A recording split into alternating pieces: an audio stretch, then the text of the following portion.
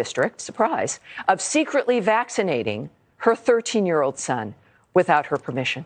The Los Angeles school allegedly convinced her child to get the shot by bribing him, with free pizza. Of course. The mom claims the person who injected her son told him, quote, "Please don't say anything. I don't want to get in trouble." So what do you do if this happens to your child? Let's ask Pam Bondi, AFPI's chair of the Constitutional Litigation Partnership.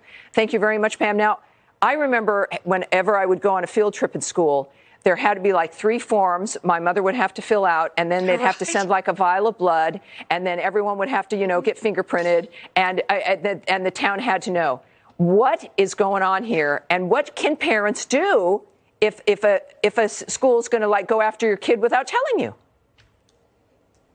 Tammy, I cannot believe we're even having to talk about this. I know, this it's really insane. happened. It's insane. I mean, it's not only disturbing, but it is illegal, obviously, in the state of California. California law is crystal clear that parental consent is required for children under the age of 18 to receive a COVID vaccine in Los Angeles. And think about it, for good reason. This mother said her child, he was 13, he has asthma and allergies. Imagine if something had happened to him. It's still good when he got that vaccination. It's unbelievable.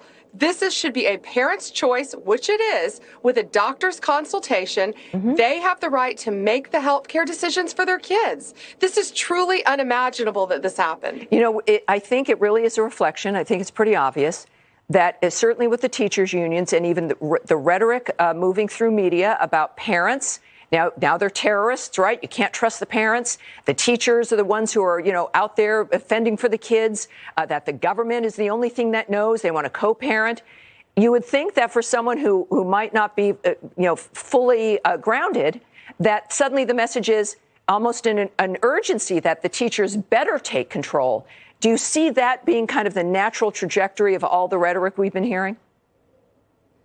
Tammy, that's what we've been seeing happening around this country. And this isn't the first case of this. At America First Policy Institute, we are looking very closely at all these cases. Excellent. We've weighed in on the case involving the Navy SEALs, but this is a child. This is crazy. This is a 13-year-old child.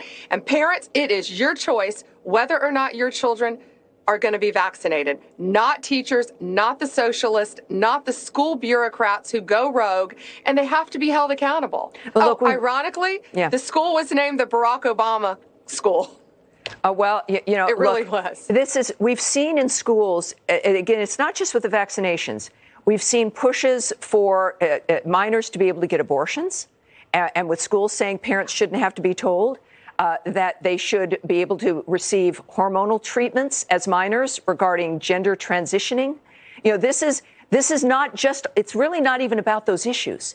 It's about adults thinking that this is appropriate, right? That we shouldn't be distracted with what the issue seems to be, because then that implies that some other issue would be fine, that this is the mentality that they've been pushing for, and that's what we have to confront.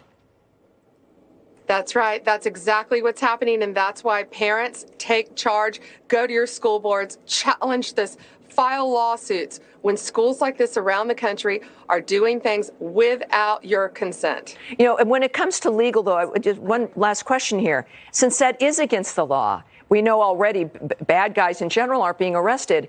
Is this something parents should push to have be, treated as the criminal action that it is?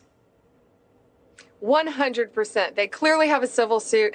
It's arguable right now that it could be a battery because a child can't consent. A child cannot consent to be touched. They said, they traded the child a vaccination for pizza. You can't do that. He's 13 years old. Great point. That exchange itself shows you. And the nurse said she knew it was wrong. Right. So the fact that exchange itself shows the level of a dynamic why children don't get to make decisions because they're children. Great job. Thank you, Pam, for joining me. I appreciate it.